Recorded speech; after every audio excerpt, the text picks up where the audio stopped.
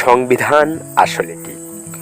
সংবিধান কনস্টিটিউশন হলো এমন একটি লিখিত বা অলিখিত দলিল যেখানে একটি রাষ্ট্রের সর্বোচ্চ আইনগুলো নির্ধারণ করা থাকে।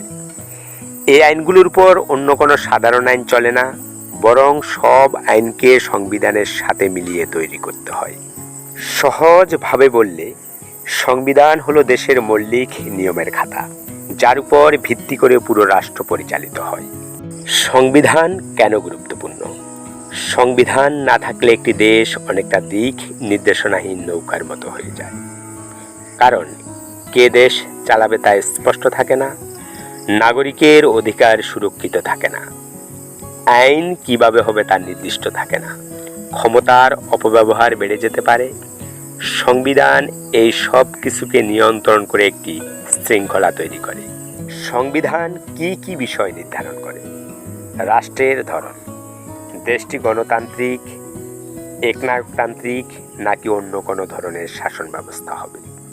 সরকার গঠন, প্রধানমন্ত্রী, রাষ্ট্রপতি, সংসদ কিভাবে গঠিত হবে এবং তাদের ক্ষমতা কী হবে।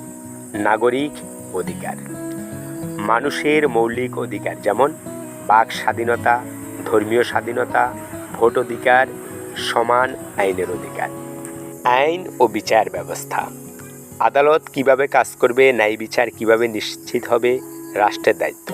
সরকার জনগণের জন্য কি কি করবে, শিক্ষা, স্বাস্থ্য, নিরাপত্তা ইত্যাদি।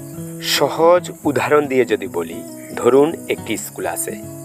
স্কুলের নিয়ম না থাকলে শিক্ষক, ছাত্র কেউই জানবে না কিভাবে চলতে হবে, কে ক্লাস নেবে, পরীক্ষা কিভাবে হবে, সবই বিশৃঙ্খল হয়ে যাবে। ঠিক তেমনি রাষ্ট্র হলো একটি বড় ব্যবস্থা, আর সংবিধান হলো সেই ব্যবস্থার নিয়মের বই। শেষ কথা, সংবিধান শুধু আইন নয়, এটি একটি দেশের মানুষের অধিকার, স্বাধীনতা এবং রাষ্ট্র পরিচালনার সবচেয়ে বড় ভিত্তি।